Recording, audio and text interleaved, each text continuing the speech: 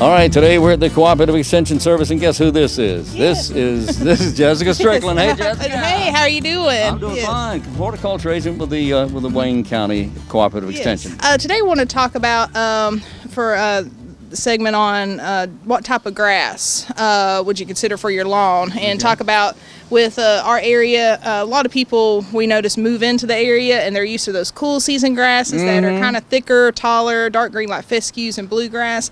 Move here, unfortunately, we can't grow those as well. Don't you think part of that problem with that is that the fact that fescue is available in some stores here? It is, and you do see it. You see it available. But it doesn't grow well here. And fescue can in some spots, but you got to have kind of a low line, a cooler area, and it's just not that common in our county.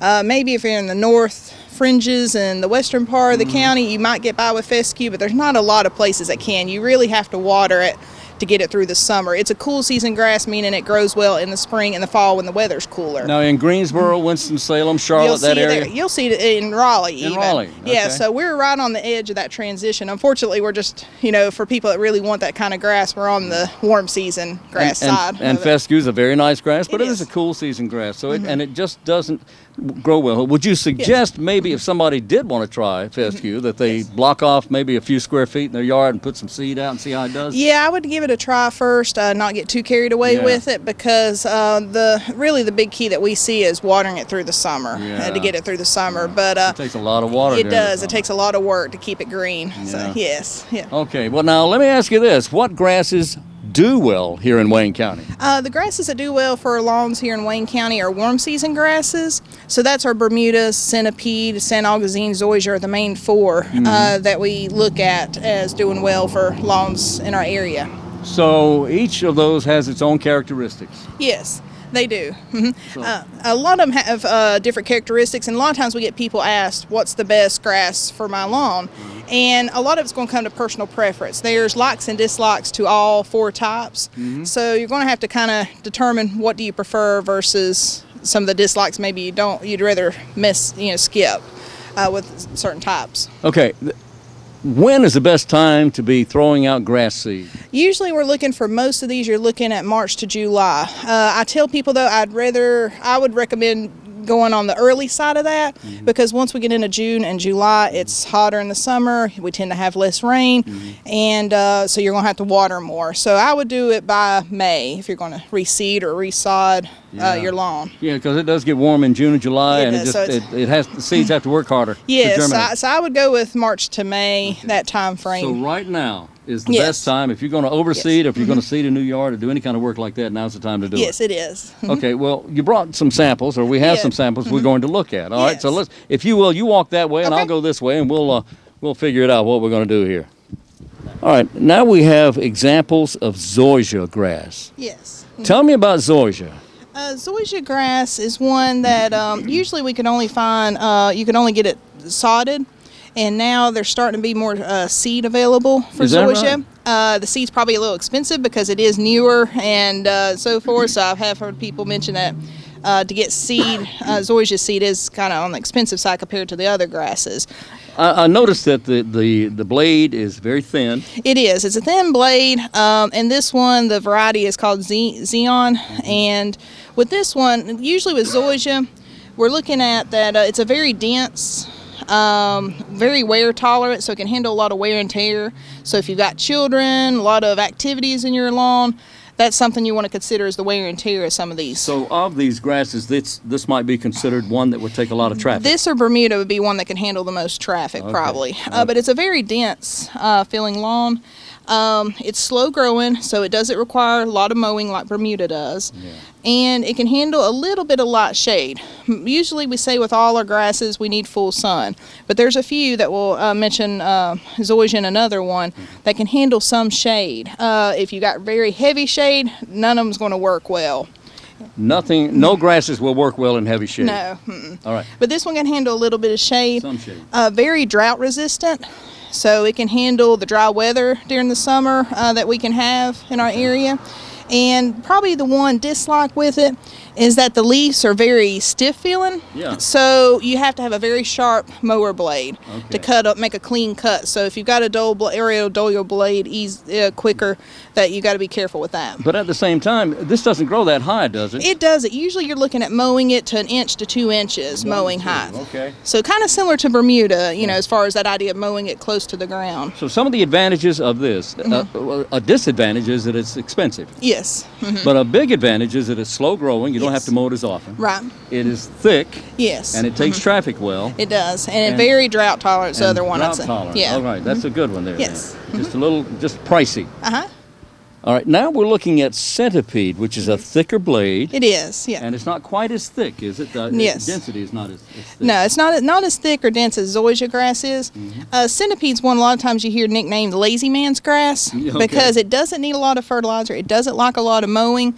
So it's really one that if you leave it alone and don't do a lot to it, you're better off. That's my kind of grass. This is one that the more you bother it, the more you try to fertilize, the more you try to mow and treat weeds and so forth, it doesn't respond as well. So a lot of times we see that as a common mistake of people trying to overdo it with Centipede. And unlike the other grasses where you can fertilize, this one just doesn't like a lot of fertilizer. How often would you fertilize Centipede?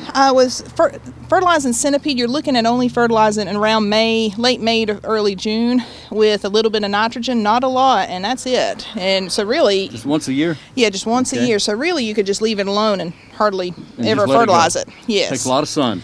It does. It does need sun. Some of the advantages of it is that it's lazy man's grass because it's slow growing. But that can be a trick too, that when you're trying to get it established, it can take 2 to 3 years to get established because it's slow growing. So you got to battle weeds until you can get it established. But once you get it established, it's a very good grass that will compete and choke out a lot of weeds. Now, does this grow on runners? It does, yeah. All these grow on runners and they spread out. So that's where mowing can encourage those runners to spread out and fill in. Okay. Well. All right. So this is less expensive than Zoysia. It is. Centipede's more common, and this is just a common centipede that you can find seed of. And also with this, it likes a low soil pH. So get your soil tested to find out if you've got the right pH, because a high pH doesn't allow it to grow well. And be careful with herbicides, because like herbicides that are commonly used, 2,4-D, dicamba, it's sensitive to them. So you want to use those with caution because it can harm it. Okay. And does it take traffic well? Not well. It doesn't like a lot of traffic, compaction. That's why it's kind of it's a little particular, but it's one of those, if you're not going to do much with it except you just want it to grow and you don't want to bother with it, then that would be what we see a lot of times, like old homesteads and such that haven't been bothered. It does great on it. And does not do well in the shade. Does it do well in the shade? It wouldn't need full sun. Okay, very good. That is Centipede. Very good. Fertilize that once a year. Let me ask you about the Zoysia. How often would you fertilize With Zoysia, you'd be fertilizing twice a year. usually about May and August. So kind of at the beginning and towards the end. And with all these warm season grasses, you're looking at fertilizing them when they're actively growing. So we don't want to fertilize too early in the spring or too late in the fall. So you're looking at most of them between May and August is your time frame to fertilize. But still, if you're going to put seed out, now's the time to do it. Do not is. hesitate. Don't want to run out of time on this one. That's right. All right. Now, Jessica, we're looking at St. Augustine here. Yes. Tell me about St. Augustine. St. Augustine is one people's probably more familiar with as far as seeing along the coast or further south into Florida and such. With St. Augustine, has some similarities to Centipede, but a lot of times people go for St. Augustine because this one can tolerate the most shade of any of our warm season grasses. This is grass that you'd want to put under the trees if you had it's still heavy shade it's not going to do well with, but it can handle the most shade of any of the grasses. So if you got some shade and you're trying to grow grass, you have to go St. Augustine. The downfall is it's not available in seed, so it's going to have to be sod or plugs or sprigs, and it's going to be more expensive. Right. So okay. And this is it's just greening up. So a lot of these that samples we got are just greening up. So you'll see more green. It's a very coarse feeling. It looks a lot like Centipede. It does. It's just got a wider leaf blade and a very coarse runners with it. So if you have a sunny area, the Centipede, and if you have a shady area, there will be some noticeable difference, but not a great deal. That's right. And then too, like Centipede, St. Augustine can be a little sensitive to herbicides, so you have to use some caution there with weed control also. But this is, a lot of people do pick out St. Augustine because of shade. Right. How often would you fertilize it? Just like the Zoysia, you'd fertilize it May and August twice. It can handle a little better with fertilizer than Centipede can. Okay. Very good. But again, it's a little more pricey because it's not available in seed. That's right. Now we're in the segment of Bermuda Yes. grass. And this is also a grass that grows well in this area. But in some parts of the country, isn't this a weed? Well, some people do think of it as a weed. Bermuda and Centipede are probably the two most common ones we see. Yeah. A lot of people went to Centipede because Bermuda was too aggressive and it went into their flower beds, and they usually refer to it as wiregrass. Yeah. And these are actually vegetative or sod pieces. They're a little yellow where we had them rolled up. Right. But these are what they call hybrid Bermudas. These have been some new ones that have been developed over the years. Okay. Usually the one you seed is common Bermuda. That's your wiregrass. It's very aggressive. And these hybrid Bermudas are good in that they're not as aggressive as common Bermuda is. So there's some Bermudas you can, if you do your research, you can pick out some that are not as aggressive. Would they be more expensive? Could be, because you're probably going to get these as far as the vegetative part, as sod, sprigs, plugs, and so forth. This cultivar is called Tiffway, right here, Tiffway, Yes. and this is Tiff Tough. And then this one's Tiff Grand. Tiff Grand. So they're all third kind of one. like the Tiff Something series. or other, Yes. a series of Tiff. And there's a little bit of difference in the leaf blade as far as, this one's more slender. There's just some differences in as far as the size of the leaf blade. Actually looks a little thicker here. Yeah, that one has a little more thickness to it. But with Bermuda loves fertilizer. The more you fertilize it, the more you'll be mowing it. So with this one, you can fertilize every month from May to August if you wanted to. You can fertilize every other month, so you don't have to mow as much. But if you fertilize a whole lot, then you would be looking at mowing once or twice a week. Mowing a lot. Yeah. Once or twice a week. You could, if you fertilize and it was growing enough, you could fertilize it even mow it twice a week. Good grief. But it does, it is aggressive. It fills in well, and some people do like that where they're having trouble with Centipede not filling in as well. Yeah. The Bermuda they prefer because it does fill in and it's just more aggressive, and you don't see dead spots and so forth as much with Bermuda. Okay, so this does well with dead spots. It does. Bermuda needs full sun. It doesn't handle any shade at all, and that's where these were rolled up. That's why these are looking more yellow than the rest, is it doesn't handle any shade. It needs full sun. Extremely drought tolerant. So if you have dry, sandy soil, this would be your one to look at. Okay. Centipede and the other ones have more trouble getting going in those dry, sandy soils, but Bermuda can handle that. Okay, would the Centipede, St. Augustine, and Zoysia, would they need something like a loamy soil? Yeah, it would need a little bit more of a loamier soil. And if you do have real sandy soils, but you don't want the Bermuda, then you're looking at trying to till the area, add compost, and build that soil up. So sometimes it's just easier to go with the Bermuda grass and let it enjoy the sandy soil. When you have an existing yard, and your existing yard in some areas is compacted, and the grass is not growing there, and maybe you've even got some moss growing over that area. Yes. What do you do for that? Does it help to aerate? It can help to aerate. Usually when you're looking at aerating or even dethatching, which sometimes you got thatch built up with the grass clippings, you want to do those when the grass is actively growing. So you're looking at May to June to do those, because it does stress the grass a little bit. So it gives it time to recover and keep growing through the rest of the season. But to aerate breaks up that compaction. You can rent machines like that at hardware stores and such. I think Ram Reynolds got them. Yes, if you want to buy them, they're in some of the big box stores. That's right, and it'll pull the cores out and to break up the soil some and break up some compaction. All right, so Bermuda loves fertilizer. Yes, loves fertilizer, loves full sun. It spreads very quickly, so it's a fast-growing grass. So if you enjoy exercising by mowing, here's your answer right here. Yes. Okay, very good. So this is the time of year we need to be putting out seed or runners or whatever. Yes, it is. Yeah, now would be the time to do that. You're looking at, most of these you're looking at March, April into, we said July, but I would say March, April, May is your time frame to go for. Now, and fertilizing, now would be the time to do any of these. Yeah, now you can start with fertilizing. Your Centipede, like we said, is going to be the one that takes the least. You're going to fertilize it one time in May, and that's it. The rest of these can handle St. Augustine Zoysia twice a year, and then Bermuda can handle 3 every month, or for, usually we say April, June, August for that, but that one you can fertilize as much as you wish probably while it's actively growing. All right. That one likes a lot of fertilizing. Okay. So, Jessica, everybody loves a nice, clean lawn. Yes. How do you keep what's the best way to keep your mower in good shape? What do you do? With your mower, the big thing is a sharp blade. You want to make nice, clean cuts with the grass blades. When you have jagged cuts with a dull blade, that's going to give opportunity to introduce disease problems and such there. So a good sharp blade is important. The other thing is the height of mowing. Your Bermuda and Zoysia can handle about 1 inch. As far as after you mow, it should be about 1 inch tall. Okay. Augustine's wanting to be about 3 to even 4 inches tall after you mow it. So St. Augustine's the tallest one. Centipede's in the middle at 2 inches mowing height. So you want to mow where you don't scalp spots.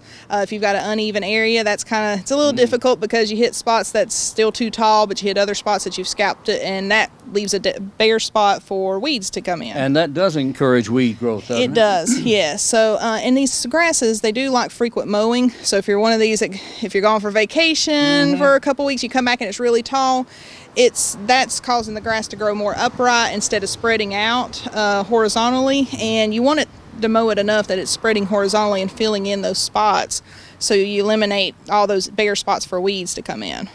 You know what? That's good. I like that. Yeah. So you don't necessarily want it to grow tall. You want it to grow out. You do, and these grow out with runners very well, but they need that mowing to encourage those runners to grow outward. Okay, there you go. So it's 1 inch. And the St. Augustine about 3. What about the Bermuda? About 1 inch too. About 1 inch also? Zoysia and Bermuda is going to be your lowest ones, and then you're looking at Centipede at 2 inches, and then St. Augustine's the tallest. What about the weeds, though? Will a taller grass prevent weed growth? It could. Really, it's just all of them have their own preference. Like St. Augustine, even though it's going to be 3 or 4 inches after you mow it, what you're looking at, though, it's got very coarse, wide leaf blades, and it still has those big, thick runners that are filling in those empty spots so weeds don't come through. All right, very good. And I bet you have a pamphlet on this. We do. We have a pamphlet called Carolina Lawns, a popular one. We've got plenty of copies of it. Now they've got a new one that's all colored. It's got pretty that one. Yeah, pretty colored pictures. And so they're free at our office. People can stop by and pick one up or call, and we can mail one to them. That's great. So where are we? We're at 208 West Chestnut Street on the corner of George and Chestnut Street. George and Chestnut, the long brick building. Yes. Park in the back. That's right, yes.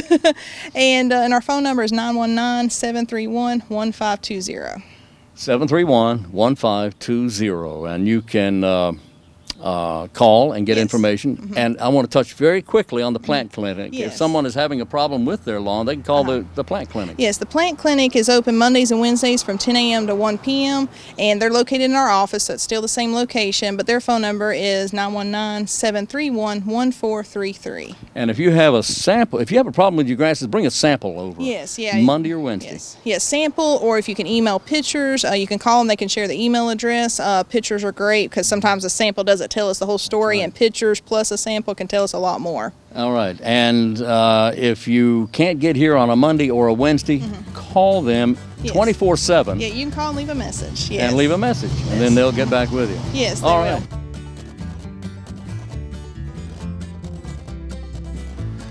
Now, Jessica, we're talking about, what are these things? These are plants. These are hydrangeas, and so for May, we were doing a plant spotlight on hydrangeas because they will be blooming late May into June, and now is a great time to be planting them if you want to add a hydrangea to your garden. Are they easy to grow? They are. They're very easy to grow. There's a few things to keep in mind, but otherwise, they're very easy to grow.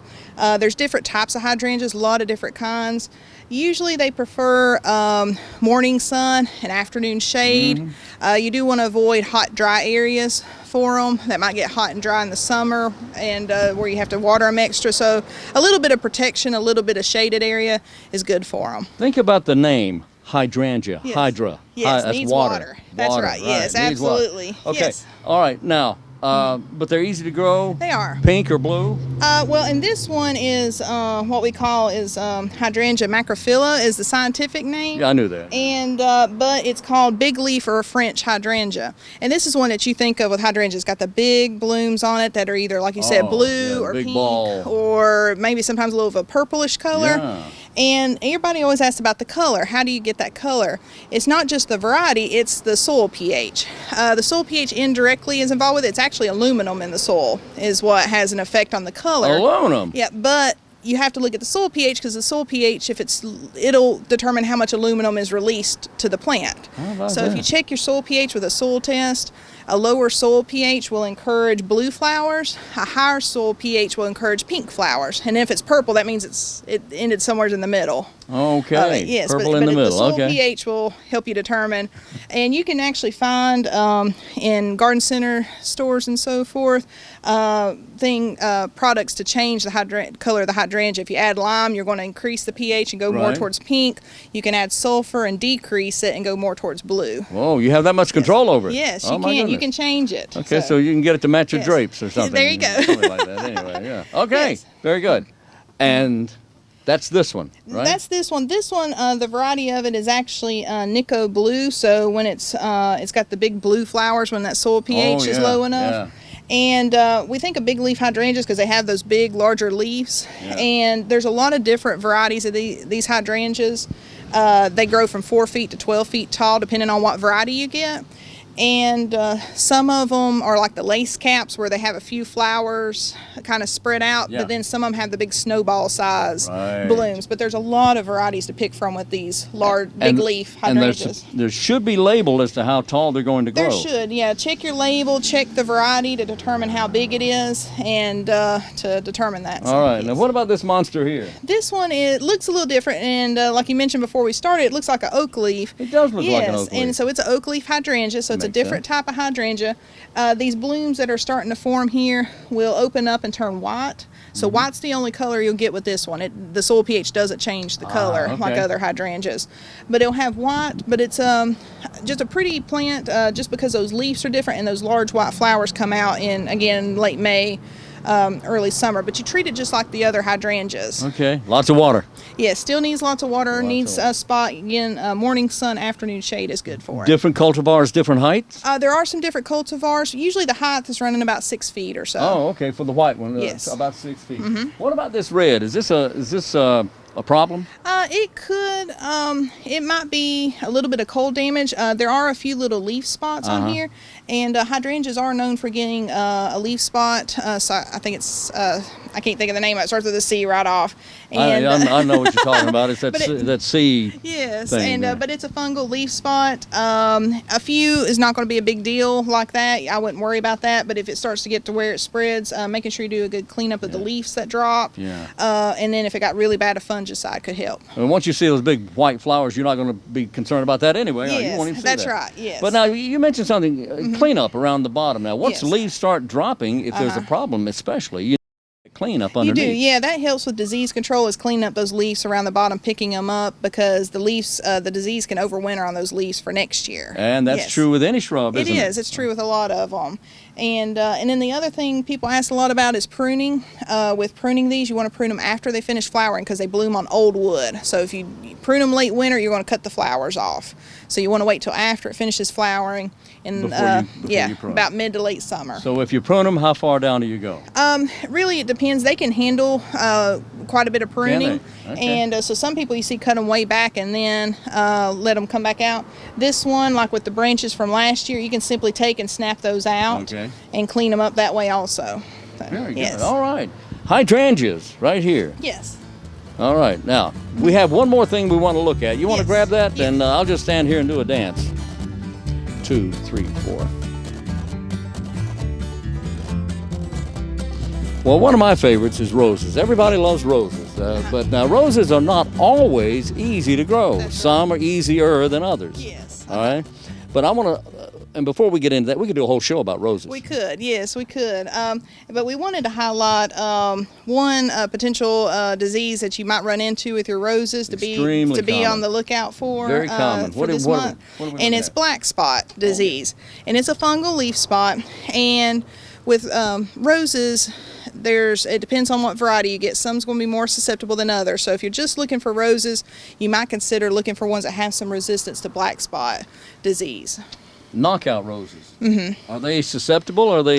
They have some resistance, so they tend to have less disease problems than some of our stem roses. And but now the knockouts are not quite the quality, if you will. That's right. And I'm not knocking knockout roses. But they're more of a shrub than the single stem roses that you think of that typically are grown in gardens a lot of times. Would you say single stems are more susceptible? Depends on the variety. There's so many varieties and types out there that it really just depends on what type of rose you've got. And but you could do some checking easily, do some searching and find out the resistance for it. You're going to have to do some research, some searching. So what do when we see black spot, and we know what it looks like, there was a picture, we got a picture there. And usually with the weather in the spring, whenever we have kind of warm but rainy conditions, fungal diseases love moisture on the leaves. So when the moisture's hanging around the leaves, you're probably going to suspect to see some black spot. We've had some rainy times. We have had a lot of rain rain lately, so I would suspect that you see some black spot before long showing up. There's a few things you can do as far as cultural control if you don't want to get into spraying and so forth or using pesticides, is good sanitation practices. Make sure that you clean up the leaves in the fall, like we just talked about the hydrangeas, cleaning up the leaves. Do that with roses. That's a good practice with roses, is clean up the leaves around the bottom in the fall. Replace your mulch, because a lot of times those leaves have started to deteriorate and break down, and that disease is hanging around the mulch. So clean up the mulch and put fresh mulch down each year. Good. And then also cut down back the canes, especially the ones that have kind of darkened, sunken areas that have got disease. Cut those canes back to prevent that disease from coming back worse next year. Okay, very good. Yes. So when we find black spot, what do we do? Okay, as far as that, you can do some of those cultural controls. If you feel like it's bad enough and you do want to go to a pesticide, there are a lot of options. You want to focus on a fungicide because it is a fungus, so you need a fungicide to help in controlling it. And you're going to have to stick to a pretty strong routine whenever trying to control it, because it's going to need routine spraying. So it's one of those, you're investing some time and money if you're going to spray for them the right way. You're going to have to start early as soon as you start seeing a few symptoms or the conditions are favorable as far as those rainy, warm days that we have in spring, and you're going to need to keep spraying based on the label. It could be 7 to 14 days. Now some people are not happy using sprays. Right. Yes. There is an insecticidal soap. That doesn't have the strength of the spray, but it will still be effective in some. Does that work? It would help with your insects, and that's where you want to make sure you get a fungicide, because this is going to be a disease or a fungus. Oh yeah, that's right. You said that. An insecticide is going to help with your insects. So you do want to make sure. Hence the term insecticidal. You definitely don't want to go to a herbicide, because then it'll kill your rose. Kill your roses. No, don't do that. You want a fungicide. Yeah. So it's hard to check those labels because there's so much information. But focus on seeing that it controls rose diseases and that it says it's a fungicide is important. Okay, what do we have here? We've got just a few options that you can pick from. Usually fungicides we're looking at is like Daconil, Immunox, a copper fungicide. And like with your copper fungicide, that is an organic option that you can use. It's still a chemical, so you still need to treat it like a pesticide, and you still don't need to overuse it because it isn't a chemical, it's just a natural chemical, so it's an organic option. This is an organic option? Yes. Oh, right. Well, that's good. Yes. It says right here for organic gardening. Yes. And this is copper fungicide. Now, would you find this in most plant stores? Yeah, you can find this in most stores, and it does handle several different diseases. Powdery mildew, rust, black spots, leaf and fruit spots, downy mildew, fruit rot, late blight. Yes. Okay, that covers a lot of ground there. It does. All right. Copper fungicide. You see that right there? Okay.